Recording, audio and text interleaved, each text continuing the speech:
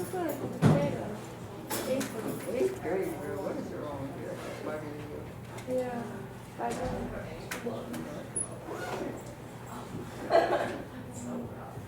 Baby photos. How many was it? Oh, that's your Instagram. Yeah. Oh yeah, I see that. I just put that one. It is a baby photos. Yeah. Can't see.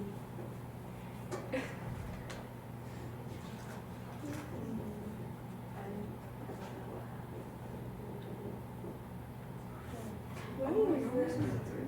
I think this is what I was like. We could do, Oh my God. could try and introduce COVID into the I got glitter on curriculum the floor. I don't know. somehow. You want some answers? But it would work best in a stats class, I think. I'll take this one. Well, There's a little bit of, we could look at There's the, a sticker. you know, the infection rate, right? Which has kind of been going like this, and then it's pretty good, and then it, you know, the D variant is kind of leveling off. But there's probably, I guess there's probably some environmental factors that, you know, some physical equations, something like that. The whole mystery, the two-month mystery, like, not everywhere, but in most places, there's like a 2-month kind of bump. It goes up and then it goes down. There's got to be some explanation for that.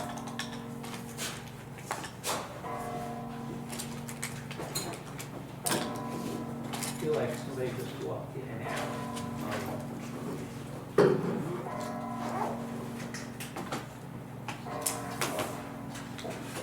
Okay, so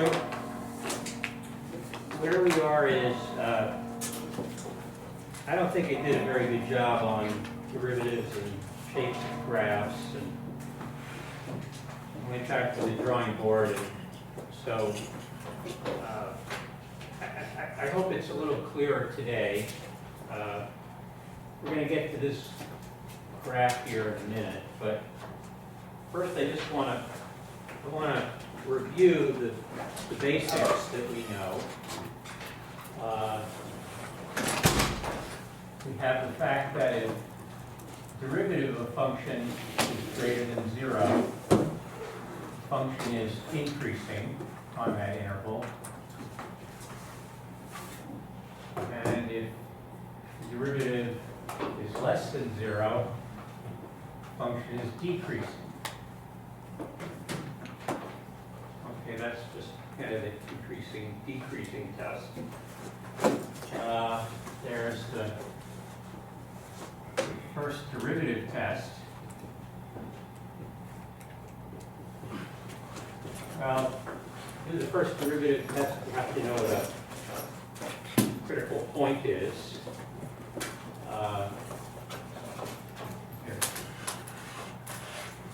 If f of x is 0, or f of x, f prime of x, does not exist, at a point you have a critical point.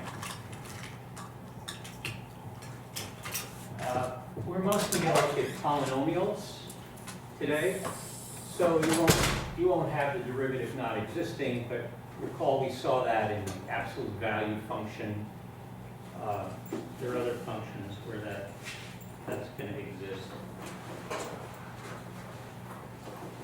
So the first derivative test says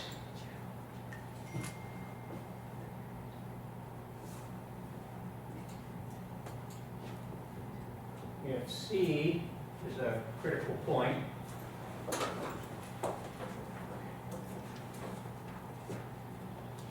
and f of x goes from positive to negative, then we have a maximum. You know, I'm just writing these down. I guess I'm gonna slow down, and I'm just gonna point out stuff here. Derivative is increasing. Derivative is greater than 0, increasing. Okay, so let's just examine this graph here for a second. I decided to use a sine function because it's kind of pretty and it's a little confusing, so you have to kind of focus when we're looking at these things. But we have sine function here, it's derivative, the cosine, and the second derivative is the negative sine. So let's just take a look here from 0. This is 0 to pi over 2. And we see that the function is increasing. If we look here at the derivative between 0 and pi over 2, we see that the function is above the line. It's above the origin. It's greater than 0, so it's increasing. Now from pi over 2 on down to pi, you see the function is decreasing. Right? It's decreasing here. And what do we see in the derivative? It's now below the line. It's now below the origin. It's negative. So that's what these two statements are saying. Critical point is where the derivative is 0. So let's take a look. Here we have derivative 0. And this first part of the first derivative test says if we have a critical point and the derivative is going from positive to negative, okay, we have a critical point, it's going from positive to negative, and we have a maximum, is what we see in the sine function. I want you to look at these things and kind of think them through in your head, you know. We're going to have other examples that aren't going to be quite as regular. We want to see these things happening. Okay. So if f goes, derivative goes from positive to negative, then it's a maximum. F prime goes from negative to positive, and it's a minimum. Again, the first derivative test.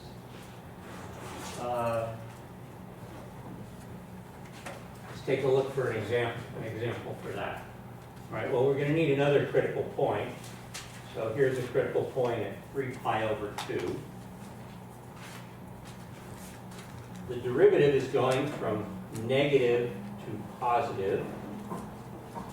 At the critical point, we have a minimum or a maximum, but first derivative test says it's a minimum because it's going from negative to positive.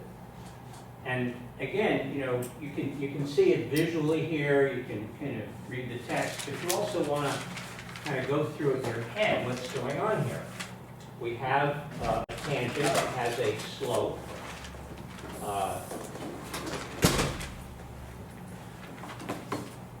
The slope is increasing.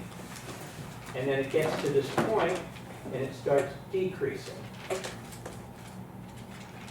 So if I have a slope, and it's increasing, and then it's decreasing, I'm going to get, I said that wrong, didn't I? I'll slow down here. I'm too excited about all this. First derivative test says if we go from negative to positive, all right. So this is what the slope is on this line. It's going from a negative slope to a positive. That's what I wanted to say, right? We're going from negative, we get to 0, and then we go positive for a minimum. Again, think this through. If we have a positive slope, we go to 0, and we become negative. We've got a maximum. So again, you can kind of, whatever works best for you, whatever way you understand it best. If it's just taking this, these literal definitions and thinking them through, that works. You can kind of get a feel for what's happening on the curves and the derivative. That's fine. But you have to kind of take this in. It's not just some fact that we can forget about after today. Okay. second derivative test. All right, so now we're going to deal with points of inflection, which are kind of the most abstract idea in a curve that we need to understand. All right, so we have the second derivative test.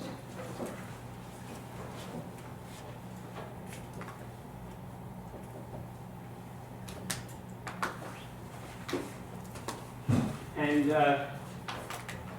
just on this diagram here, we're going to be dealing with places where the second derivative is now 0, right? So for the negative sign, this is again, it's the same as for the sine, but it's going to be at pi and 2 pi. Actually, it's 0 also, but we're not looking in this direction. So the second derivative test says, well, I'm just assuming all these are continuous. We're dealing with polynomials, or in this case, the trig functions, which are continuous. If the derivative at some point c is 0, and the second derivative at c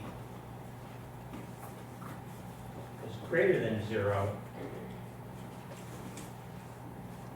and f as, I want to write this clearly,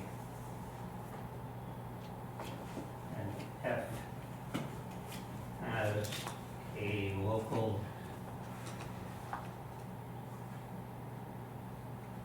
minimum at c. Okay, so this is giving us some similar information to the first derivative test. Instead of like having to watch what's happening to the first derivative, we can derive it from the second derivative. If the first derivative is going from positive to negative, its derivative, what's happening to its derivative? It's decreasing. It's going from negative to positive, and it's increasing. So that's this first part. The second derivative is positive, our first derivative is increasing, and we have a local minimum. Likewise, if all this, if the second derivative is less than 0, then f has the local maximum.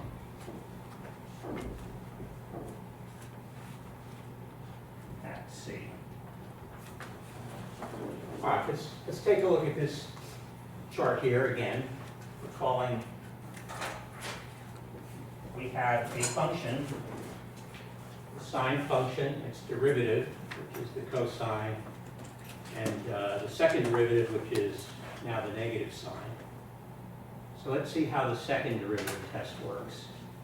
It says if the derivative is 0, right? So we have derivatives at pi over 2 and 3 pi over 2.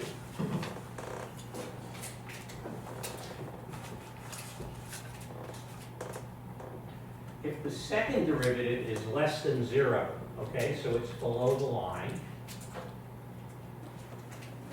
it says we have a minimum, well, all right. I even have trouble decoding this. Let's try again. First derivative is 0. The second derivative is less than 0. So this is a maximum, right, which is exactly what we see. This critical point where the derivative is 0, the second derivative is positive, so the function itself has a minimum.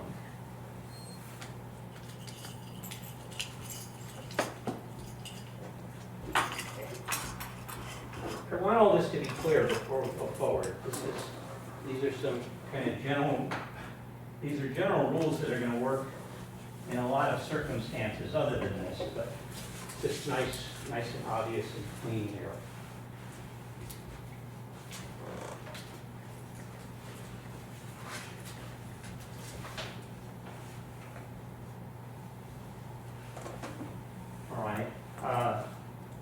last part is if the second derivative at a point is 0, C can be a point of inflection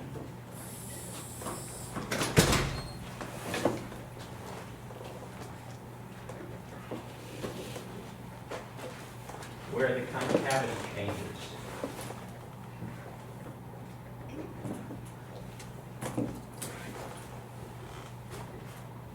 Okay, before we get into this, let's talk about concavity again.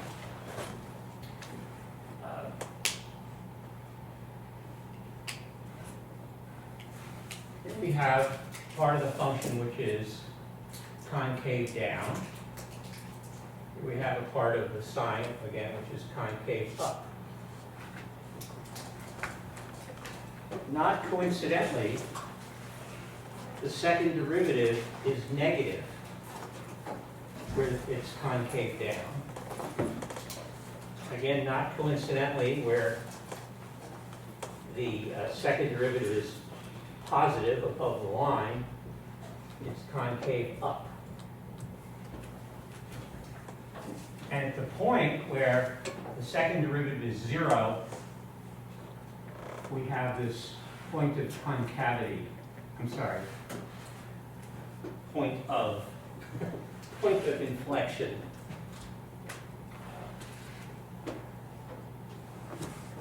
And when you look at this graph, what you want to see here is that the curve is kind of bending over this way.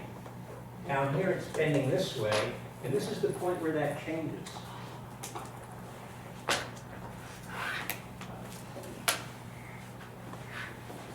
If I were to draw a graph kind of like this, right? So at this point, you can think that there could almost be a circle where it has some center here. Then I draw like this. Now I have another circle which is pointing here. The point of inflection is where that changes. Goes from kind of looping this way to looping this way. I have a question. Yes. So in the definition you said it can be a point of inflection. Does that mean it's not always going to be? Or, Yes. okay. So,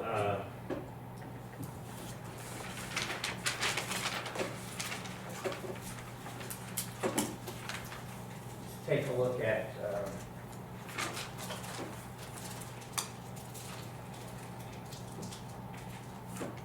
I think this will do the trick.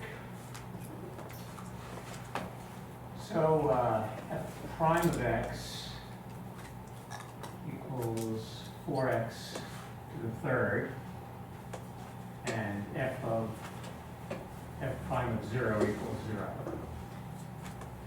Second derivative is 12x squared, so f prime of 0 equals 0. So here we have f double prime 0. So we could at 0 have a point of concavity. This is approximately what this function looks like.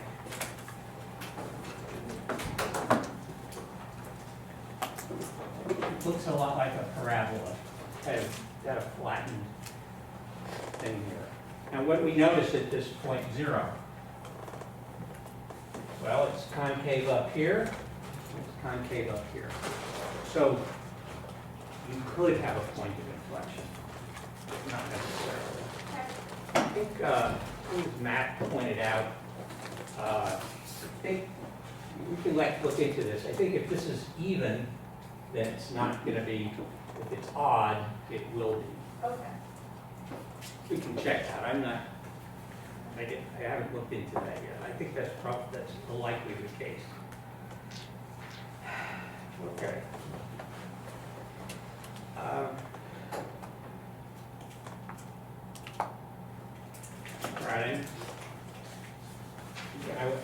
beat a dead horse here. I want to just go over this one more time because it's really important. So, just looking at the beginning of this graph, we see it's increasing, and the first derivative is positive. Where it's decreasing, the first derivative is negative. Again here, where it's decreasing, the first derivative, wait a minute. Increasing, decreasing, oh, decreasing, it's still decreasing here. It's still negative. And here it's increasing, and the derivative is positive. So that's our first derivative test. It tells us about where a function is increasing and decreasing. I'm sorry. That's our increasing, decreasing test.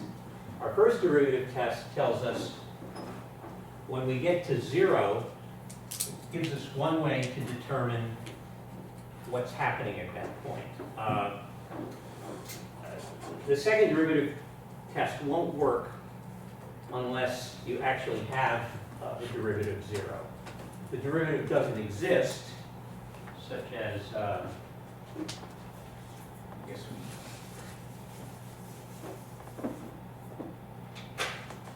we have f of x equals absolute value of x, right?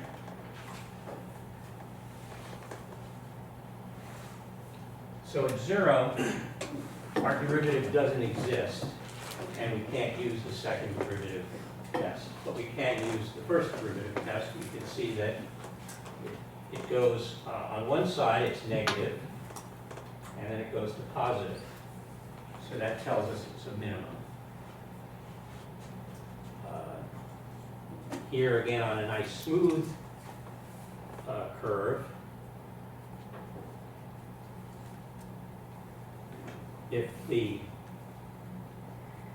first derivative goes from positive to negative, as it does here, we have a maximum.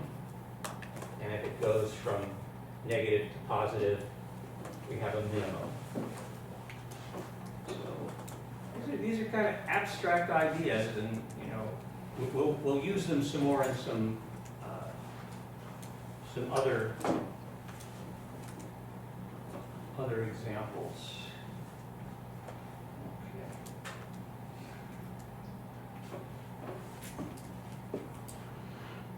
All right.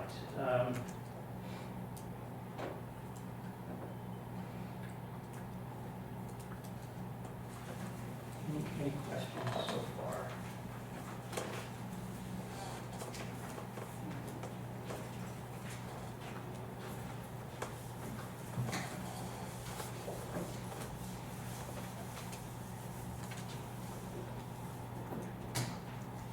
Okay, so we have a problem.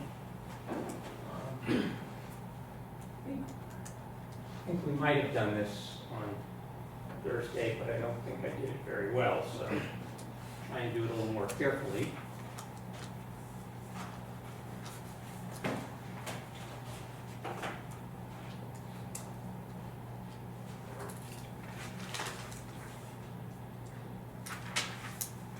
Find the local max and min of function g of x equals x plus 2 sine of x on the interval 0 to 2 pi.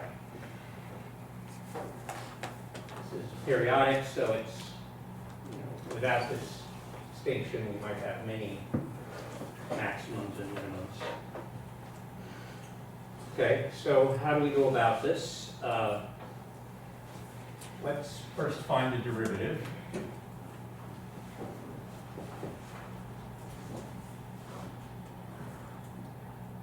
What's the derivative of x plus 2 sine of x?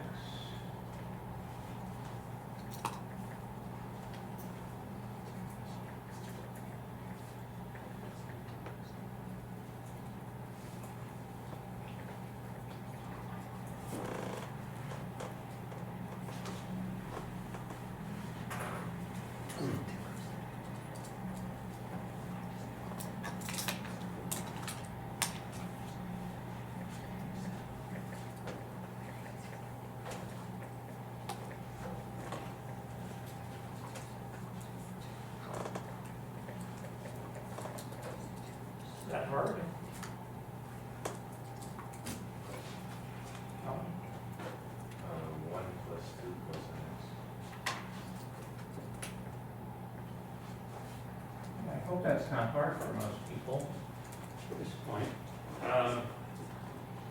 Okay, so where is this 0?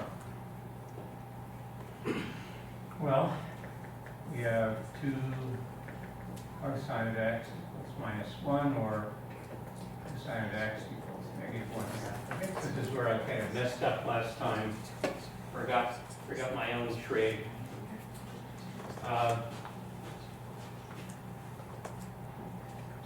It's always nice to draw a unit circle when we're wondering about such things.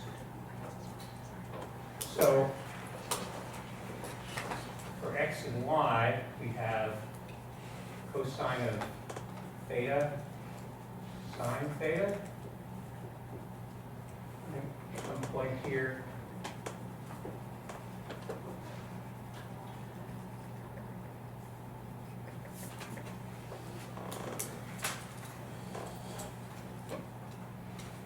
And we want the first coordinate to be 1/2, or -1/2, so over here.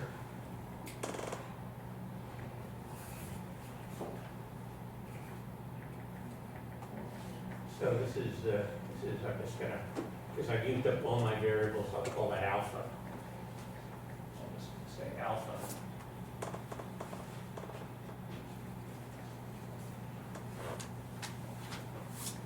So this is 1/2, this is 1, and hopefully you recognize this by now as a 30, 60, 90 triangle. This is 60 degrees, or pi over 3. So what's this angle?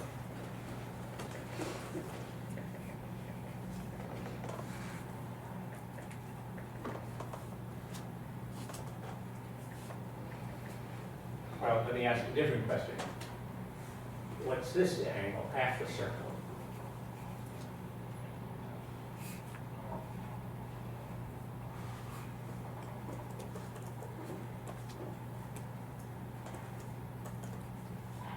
Thank you, but hold off for a minute. All right, let's go back. So how many radians, okay, how many degrees in a circle? 360. 360 degrees, okay. Radians is the arc length divided by the radius. Well, it's a unit circle, the radius is 1. What's the arc length if my radius is 1? It's my circumference.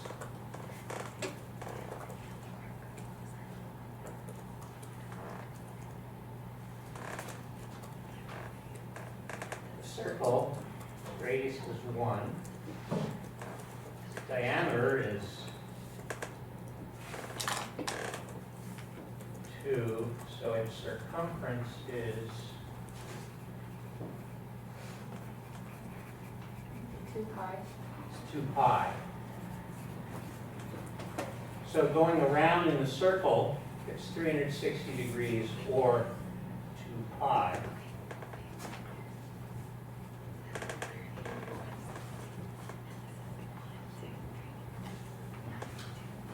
I'm going to digress for a second here. Seems like that would be a useful moment. Okay, so we know the whole thing is 2 pi. So half the circle would be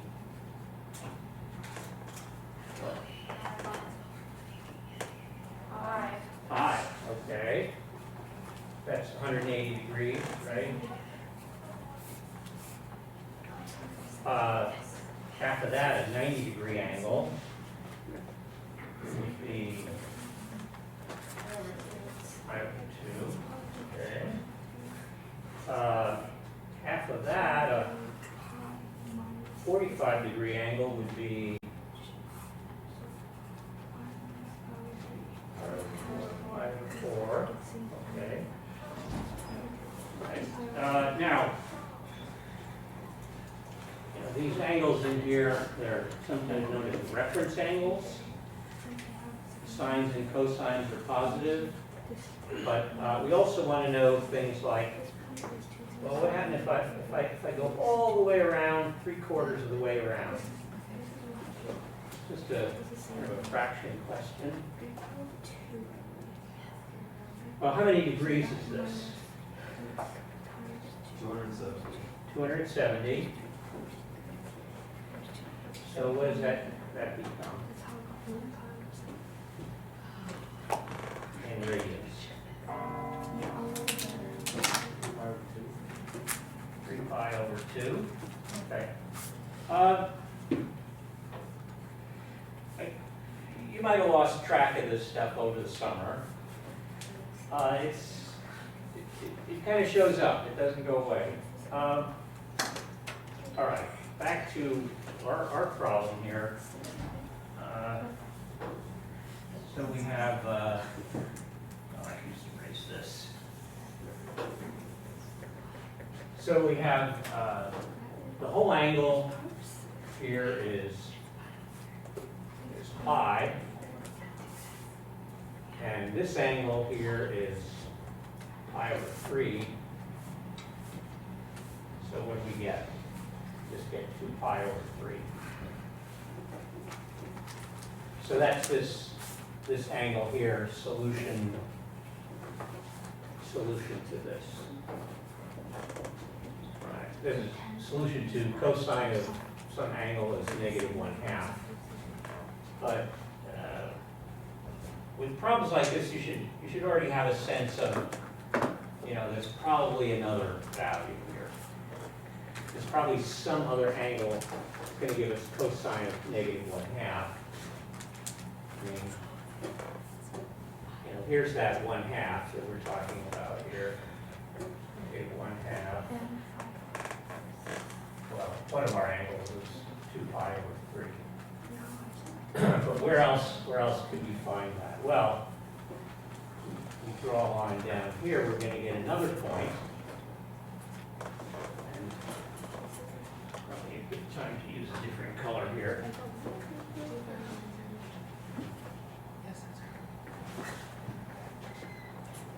Okay, so that angle is also going to have the cosine -1/2.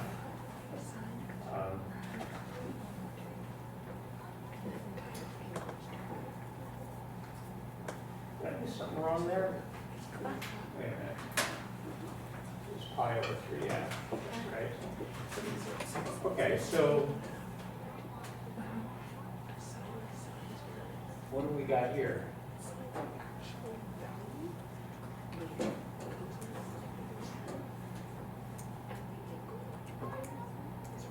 We're going to figure out this angle.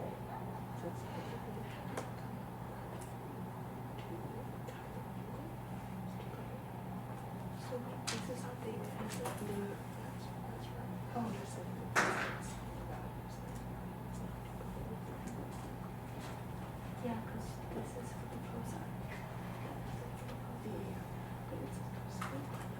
Any ideas? Oh, why? I know the word x and y by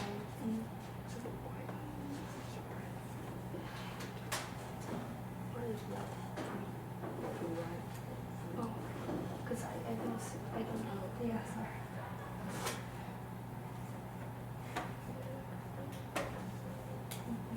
No ideas. Well, I mean, we could start with this angle, pi, and add this angle. Oh, yeah. Anyone see what this angle is here? Yeah. Diagram's getting a little too messy. Anyone see that? Isn't this 60 degrees again? Pi over 3?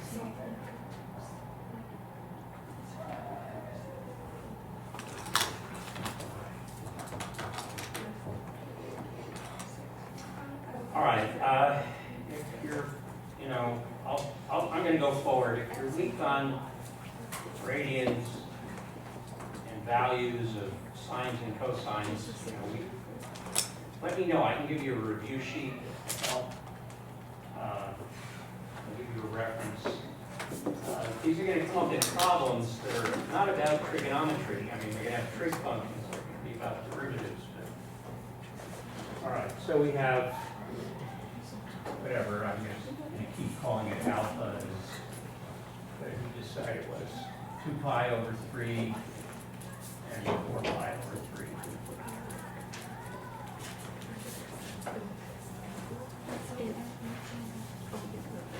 Still trying to solve this by the local maximum and min.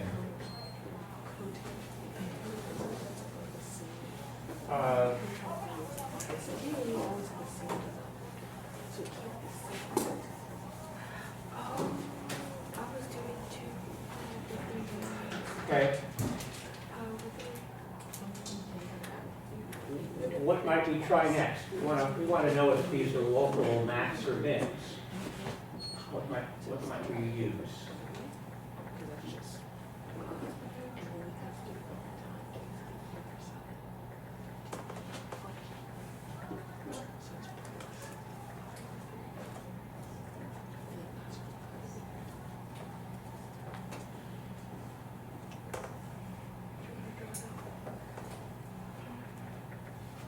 Nobody has any?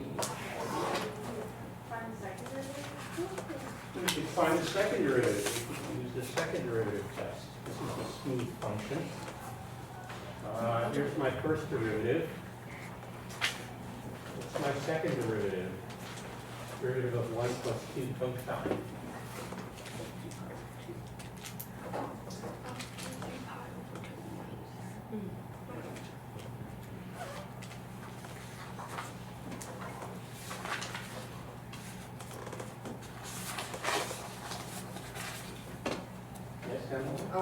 -2 sine x. -2 sine of x. Very good. Derivative of 0 of 1 of our constant is 0, so that goes away. And here we have the derivative of the cosine, which is the negative sign, and the constant will stay out front.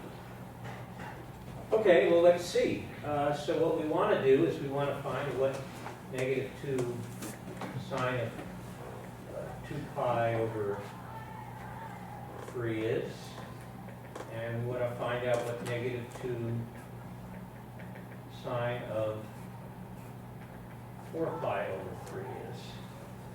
Oh, well, maybe I should have left my diagram.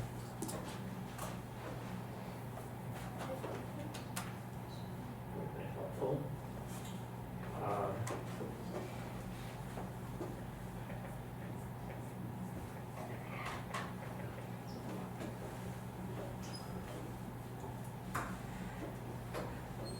So this is my 2 pi over 3. And cosine is -1/2. The sine of 2 pi over 3 goes here. So now we're back to geometry. Okay. This is 1/2, this is 1, and I want the y ordinate here. So how do I figure this out?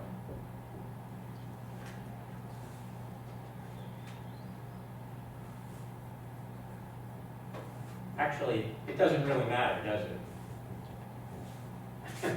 We're going to use the second derivative test, which just wants to know if it's greater than 0 or less than 0. So it's not necessary to actually find the value, just to know it's positive. You can use the Pythagorean theorem and find out that it's the square root of 3 over 2. So -2 times square root of 3 over 2 negative square root of 3. Well, all we really needed to know was that it was less than 0, so it's a maximum. So here we have a maximum. And at 4 pi over 3, that's down here. again, clearly this is going to be negative square root of 3 over 2. The negatives will cancel. So this will be square root of 3. And then this will be a minimum.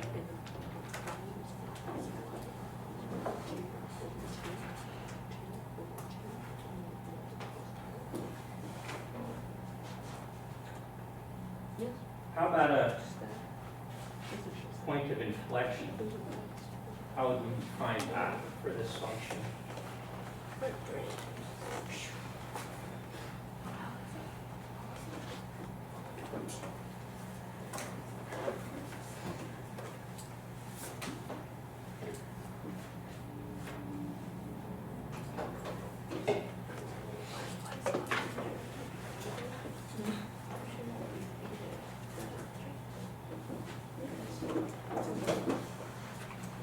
Point of inflection. Oh, it's How would the we other find one. that?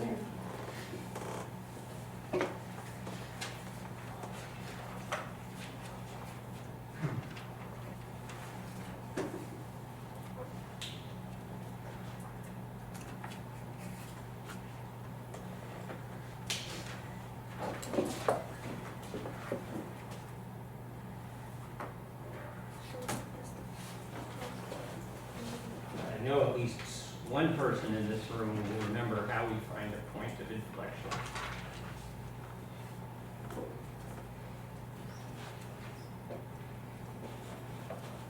You find Yes. where the second derivative is 0. Okay, that's good. And our second derivative is negative 2 sine of x.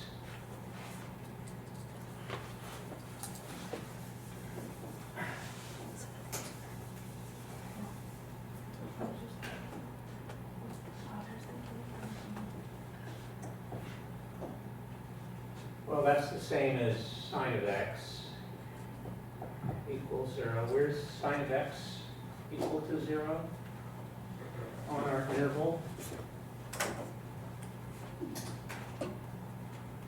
Pi. Okay.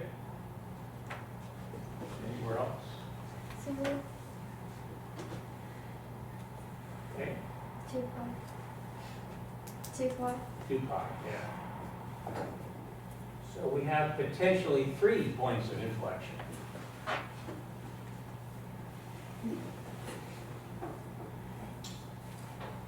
Okay. Yeah.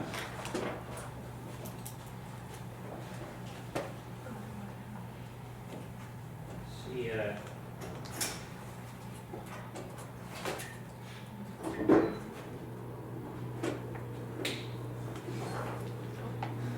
see what we can learn here using the graph. Take a minute, I think, first. Get in here.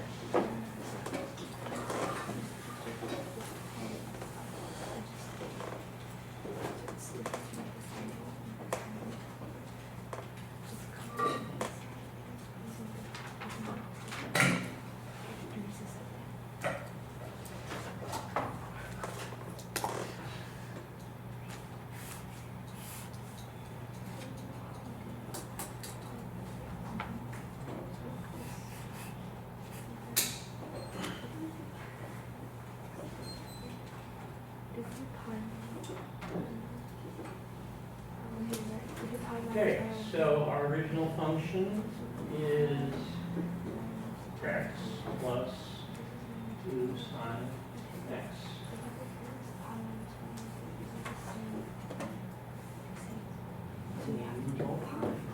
We can't, that's all right. All right, so we're looking over here, right? At the, Yeah. and what do we see here? At 2 pi over 3, 2 pi over 3, it's about 2, a little more than 2, we have a maximum. At 4 pi over 3, we have a minimum. Points of inflection. Well, take a look at what happens at 0. Here we're concave down. Here we're kind of a mirror, concave up. It's kind of off the chart here, but apparently when you get to 2 pi, I guess you're kind of like down here again. It's going to become concave down again. Concave up, so you have that other point of inflection.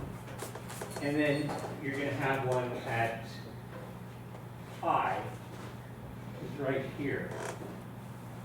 You see we're kind of curving up, and kind of, well, curving down, and then we're curving up.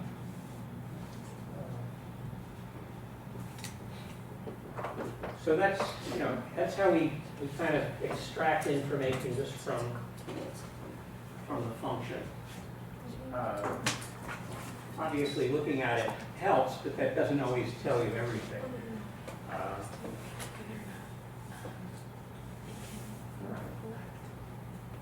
there any questions about this problem?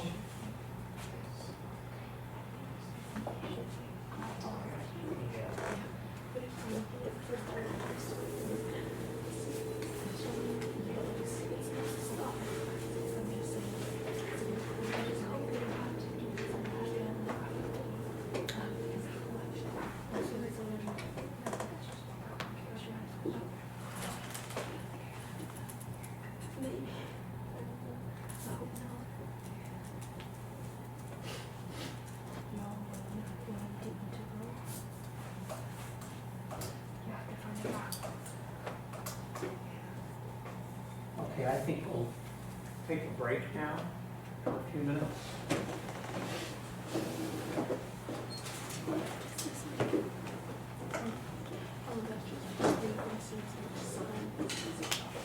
So that's not true. No, it is. Oh, that's the point of inflection. Oh, okay.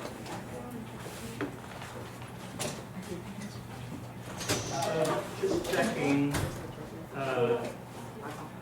Sarina isn't here, Daniel isn't here, and Calvin isn't here. Oh, right. So, looking right at you, sorry.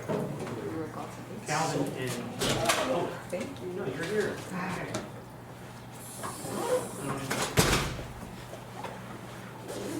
It's good that's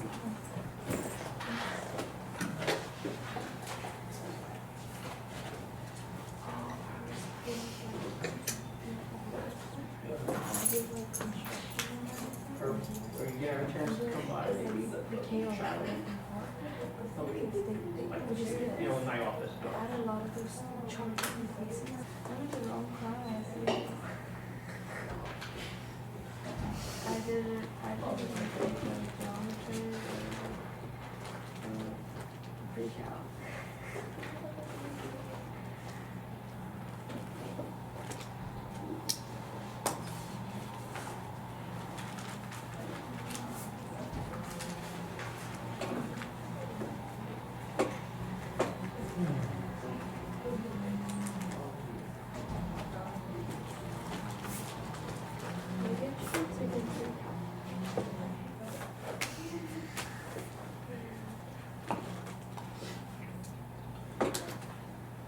Okay. So let's get some paper out.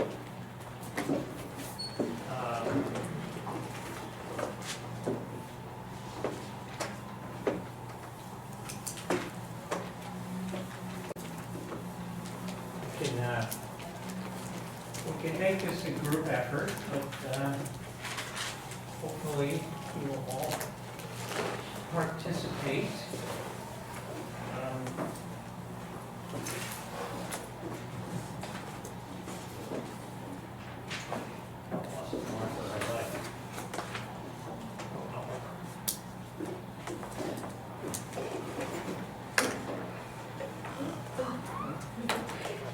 There it is.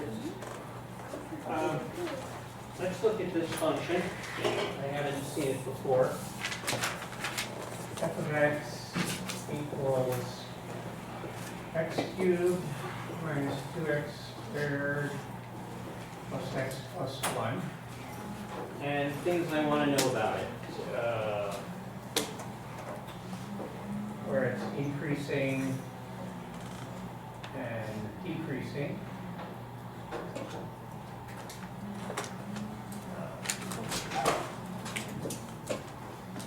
Critical points.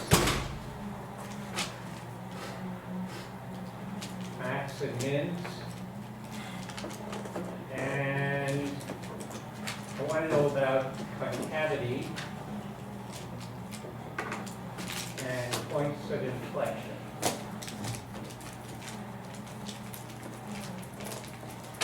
So, start with this. Basic cubic polynomial.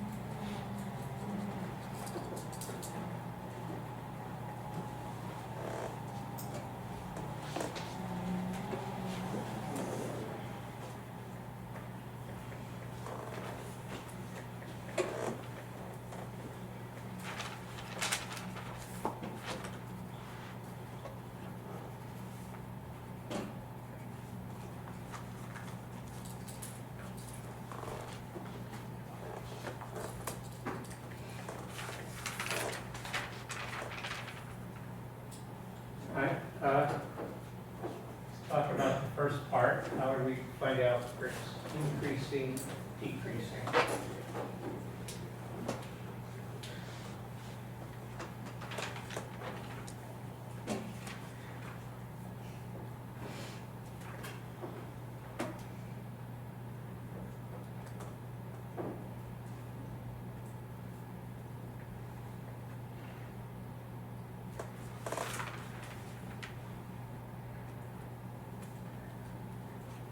Natalie, do you know how I would figure out if it's increasing and decreasing?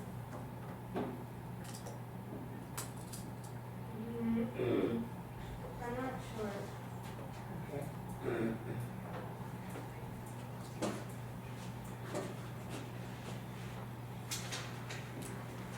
All right. You could do one of the derivative tests. Okay. Calc. Can you tell me what the derivative is? 3x squared. Well, that's the function. Can you tell me what the derivative is? Yeah, 3x squared. Oh, I'm sorry. I misheard you. You had it right, yeah. Minus 4x plus 1. Okay.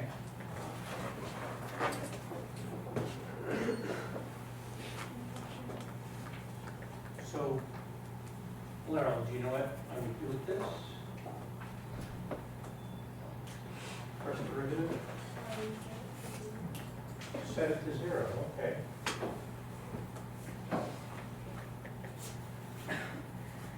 You know how to find the zeros here, Levy? Yeah. It's foiled. You're gonna foil it? Kind of like that?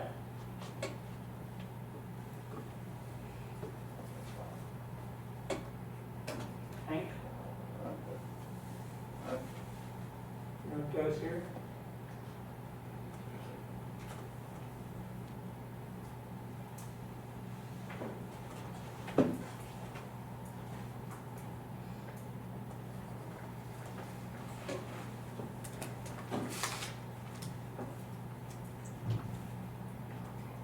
Coordinated, so plus and minus. Plus or minus, yeah, there, pluses or minuses go here. All right. Oh, okay, we'll go with that. Devin, do you know, these are plus or minuses, but do you know which?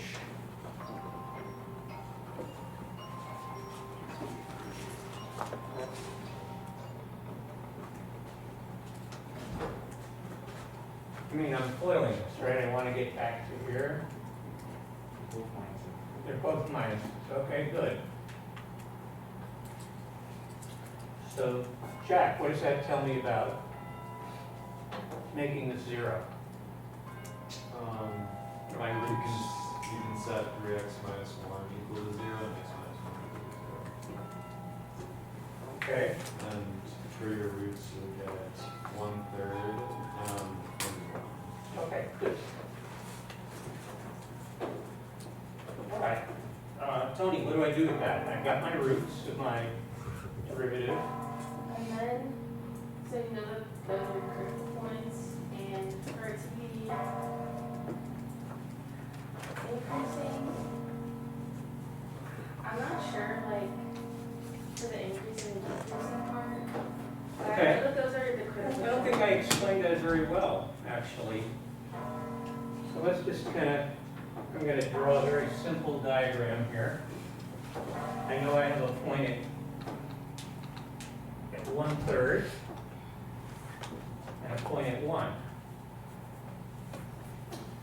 So it would help if I know values surrounding this. So a real simple value to get is 0, is at 0. 0 minus 0, oh, no, it's a function I want. 0 minus 0 plus 0 plus 1. So I have a point here at 1. Okay. At 1. I know it's 0 here. How about at a half? Let's see where it is at a half. So it's an 8 minus, that's nice, minus an 8 plus an 8 plus 1. So it's positive.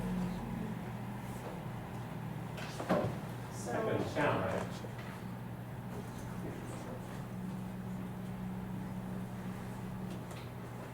You know it goes through 0 here.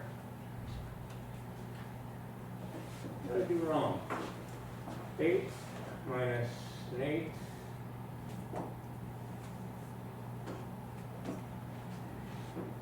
Oh, I know what I'm doing wrong.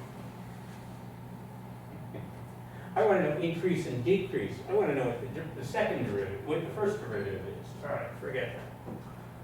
All right, so at 0, this is 1, right? At a half, it's 3/4 minus 2 plus 1. So it's negative down here. And then over here, let's try it 2. So it's 12 minus 8 plus 1, positive again. So, you know, my oversimplified drawing of the first derivative, So, kind of like this. So that tells me what I want to know, so it's deep, right? yeah. Well, this is the derivative now. Uh-huh.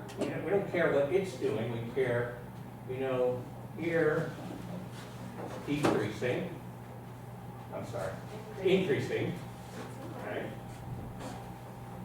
Between here and here, it's decreasing because it's below 0. And from here on, it's increasing. Okay, so I should write that somewhere. So it's like it's increasing when it's less than 1/3, and It's decreasing when the derivative is below 0. yeah. So it's increasing when it's less than 1/3, decreasing between 1/3 and 1, Okay. and then increasing. Oh, good. I'm just slow. Okay. No, that's okay. Increasing, let's say, negative infinity to 1/3. It's decreasing 1/3 to 1.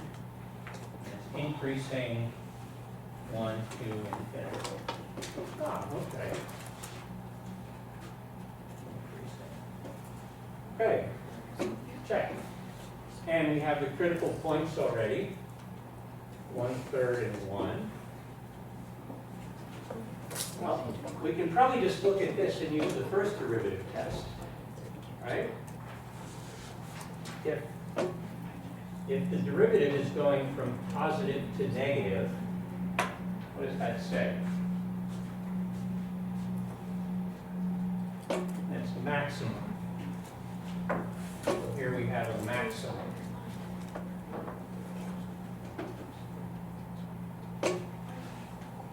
Here we have a maximum. Right? At 1, we're going negative to positive. Right? Negative to positive says it's a minimum. This is a minimum. So, check, check. Now we want to know about concavity. Where were we? Then, how do we find out about its concavity? You get the second derivative, and then Good, good. Daniel? My first derivative. Can you help me out with the second derivative? It's 4 times 4. Just speak a little louder. 6s, x minus 4. Okay. All right. Hi, what do I want to do with that?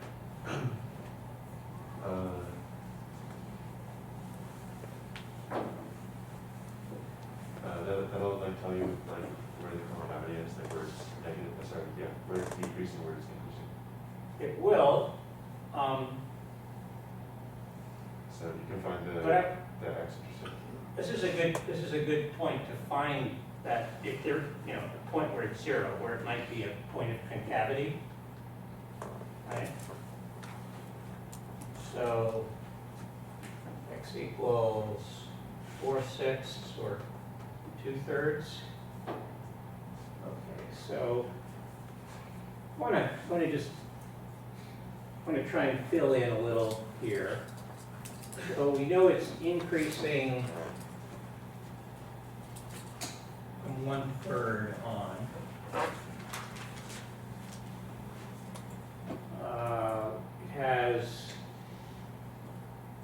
It has a max. Wait a minute. Did I mix these up? We know it's increasing. I must have gotten that backwards. Must have not. Well, okay. Why do we plug in 1/3 here and find out what the second derivative test tells us? All right, so 6 times 1/3 is 2 minus 4 is negative. It's negative, it's the maximum.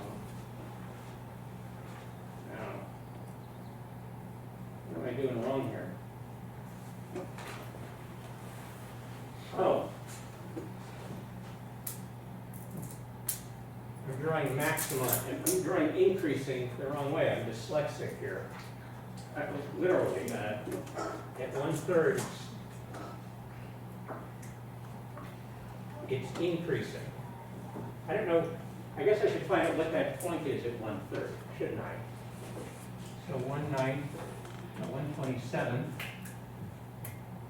minus 2/9 plus 1/3 plus 1. Okay, so we get 27s here minus 6 plus 9 plus 27. So 36, 37, 31 over 27. So it's about 1. And that's a maximum. We don't know where it goes through the axis. We don't know that. We know we have a maximum. We have a minimum at 1. What is it at 1? 1 minus 2 plus 1 plus 1. So it's minus 1.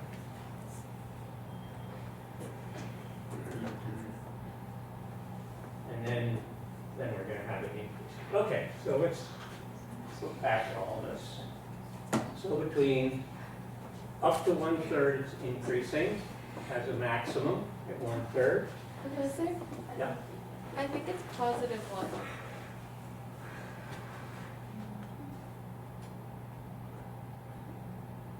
Yes. Thank you.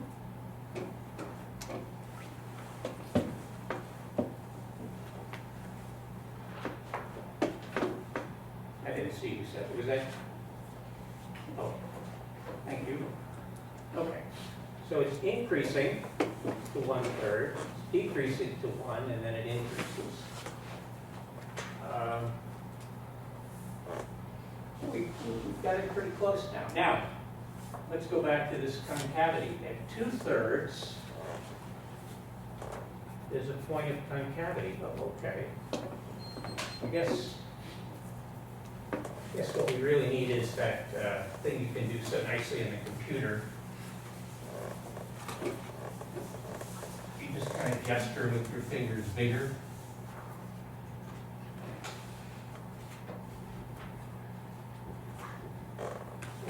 Something kind of like, and there's our point of concavity, right? Concave down here, and then we're concave up here.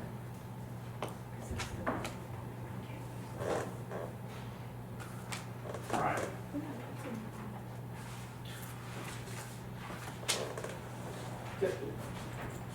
It was a little messy, but then math sometimes is. I mean, anybody have any questions? Anything you didn't follow or I didn't?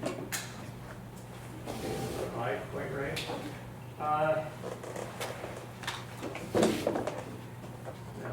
Okay.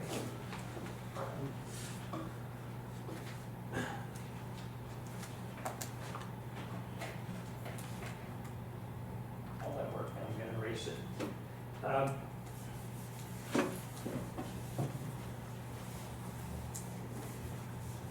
Let's try one that kind of feels a little different.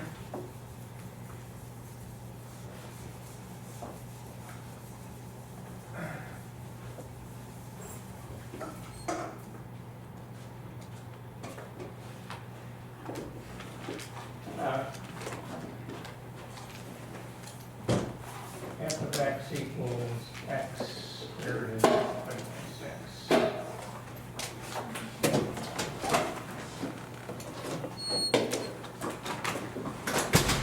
And again, I want to, I know, decreasing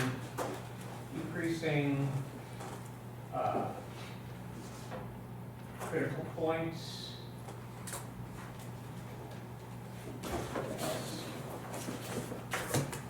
Max and min. Concavity. And points of inflection. reflection. Kind of want to know what the graph is going to look like. All right, before we push too far on this though, what about the domain of this? What's the domain?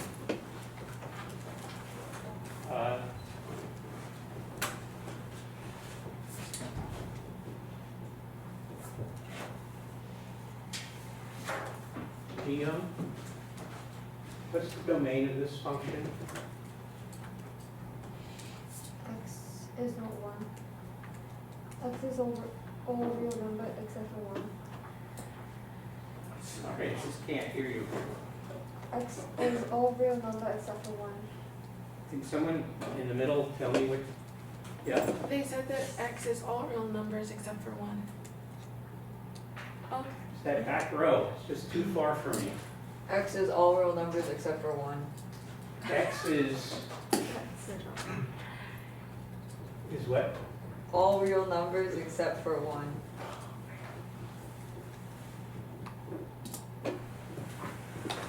Oh, okay.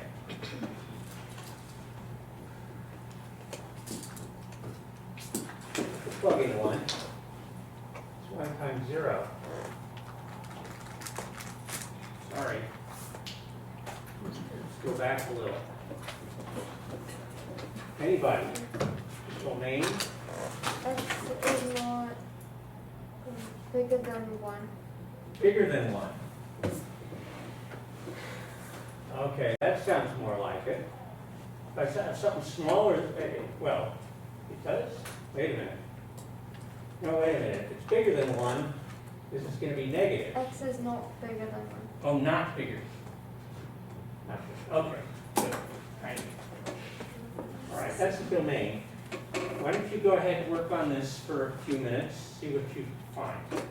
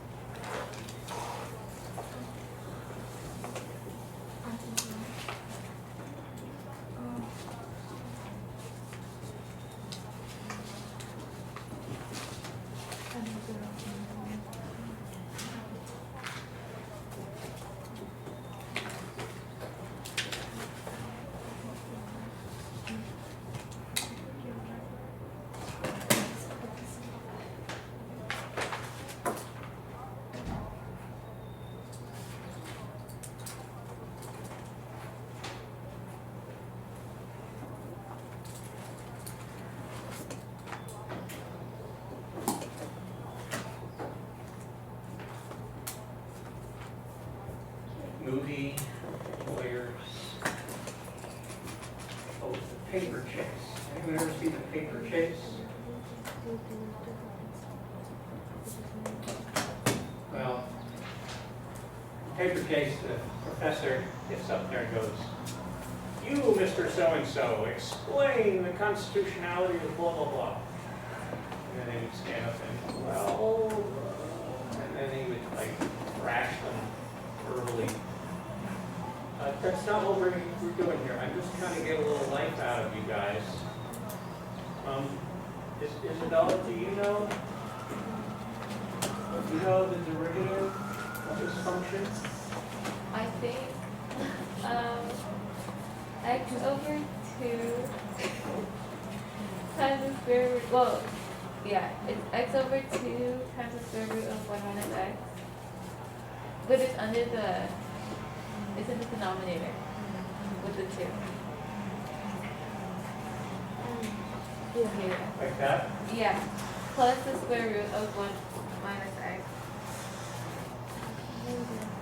Okay.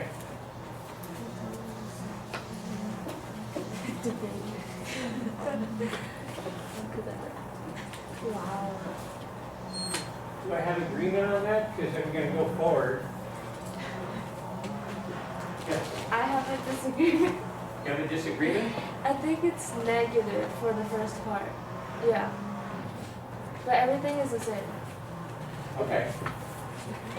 I don't know, honestly.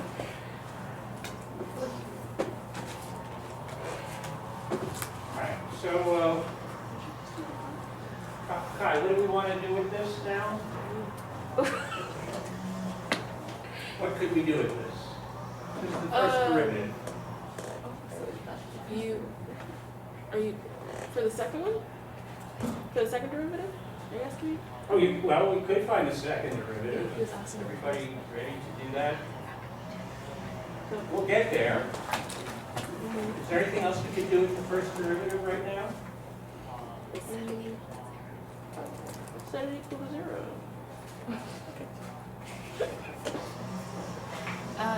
Set it equal to 0. You know what? No offense, this has nothing to do with you. The lawnmower is louder than you. Oh, I can't hear. Set it equal to 0. Set it equal to 0. Okay, thank you. Okay. You can give vocal lessons after class. That's how you get. Okay, and that's going to tell us what? Kevin, what's that going to tell us? Critical points. Okay. All right. How would I figure this out? I guess I could put it over a common denominator, right?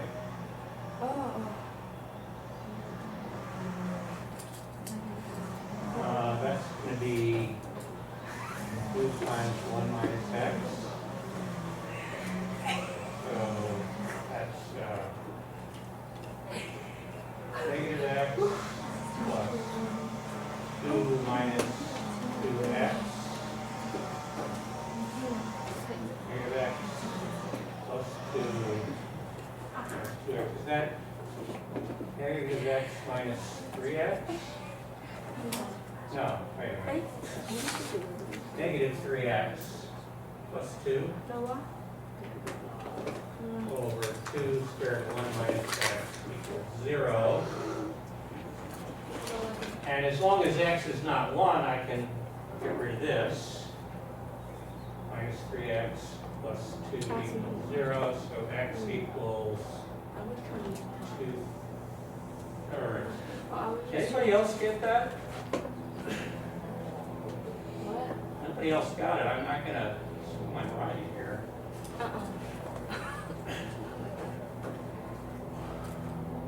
Well,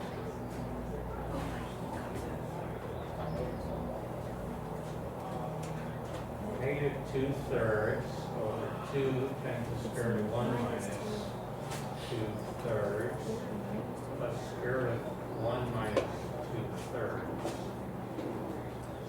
Negative 2/3 over 2 times the square root of 1/3 plus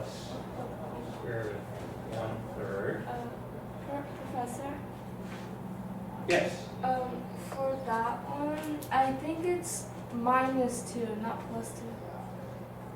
The equal to 0 part. oh, this should be mine.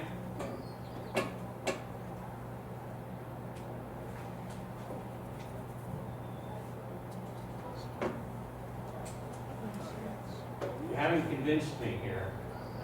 I multiply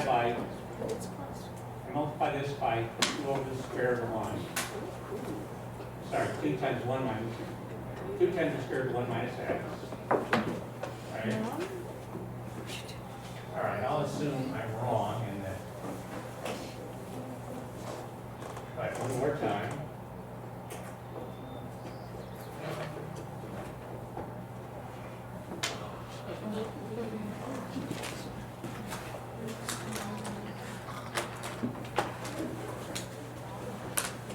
Okay here? All I did is multiply by 1.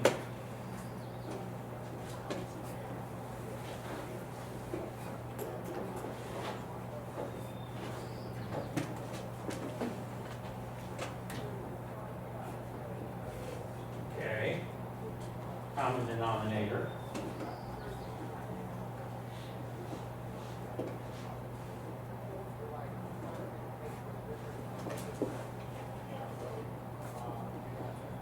I still think it's -3x plus 2. Right? Do you see something wrong here? Okay. Well, let me continue. Multiply. We don't know what this is. Multiply through by square root of a third. And divide by it. Yes. Now multiply this by 2 over the square root of 1/3.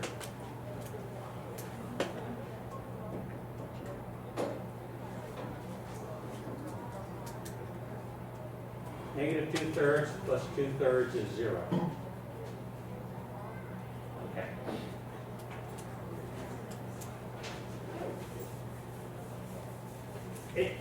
It's 2/3.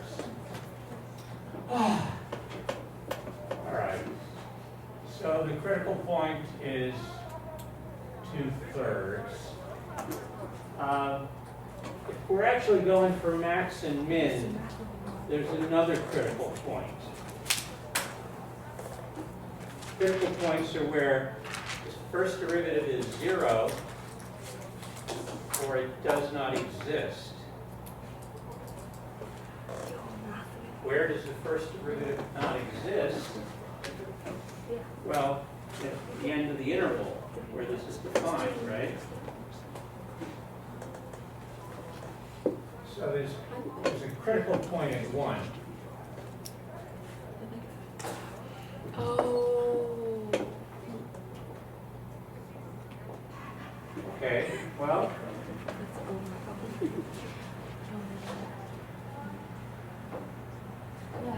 how do we, well, we also want to find out where it's increasing and decreasing. So let's try and graph. Let's try and graph this this guy. We know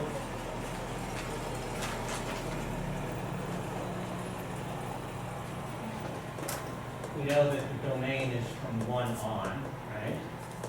So we don't care about anything else. What happens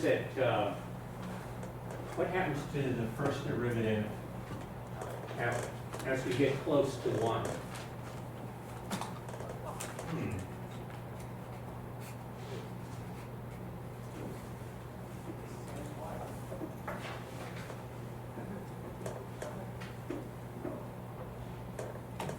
It's not entirely clear, is it?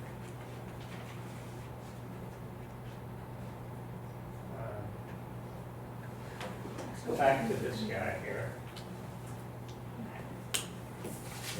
-3x plus 2 over square root of 1 minus x.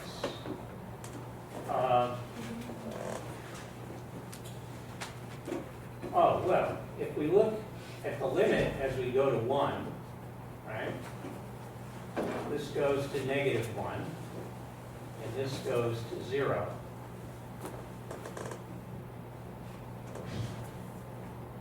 So that's going to become very infinitely negative, right? So we're going down like this, I think. This is the derivative, not the function. At 2/3 goes through 0, and that's it. So this is the derivative. What does it tell us about the increasing and decreasingness of the function?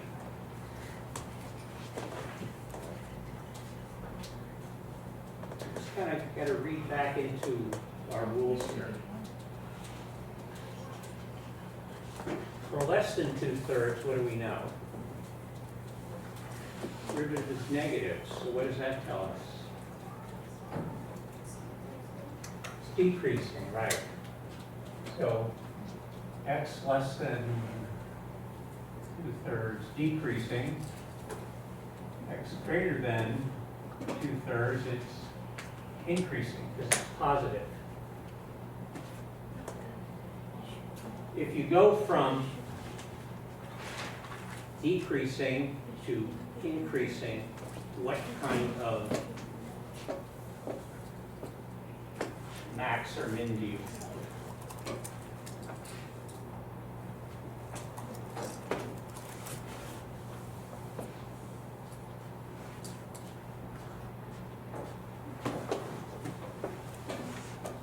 Negative to positive, right? We have a minimum.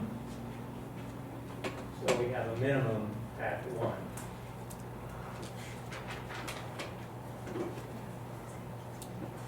Okay, not at 1, at 2/3. Wait a minute. What am I doing here? We're only defined up to 1. Right? So we're really, this is not 1. I have my diagram all messed up here. I'm talking too much. All right, so we've got the point at 2/3. And we've got a point at 1. We know that this is a minimum. What is the minimum? It's 2/3. I'm looking at the function now. 2/3 times the square root of 2/3. So it's, I don't know. That's 1. It's some value here. Have a minimum. Something happens at 1. What happens at 1? Well, it's going to shoot up, right? And it's undefined over here.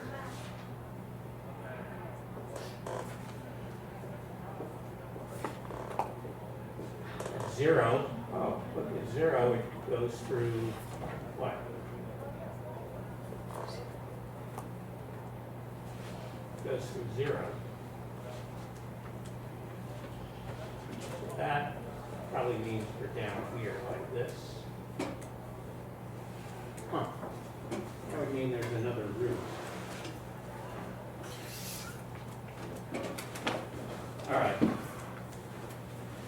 This stuff is hard. It's confusing. Let's take a look and see what we got. What we got right and what we got wrong.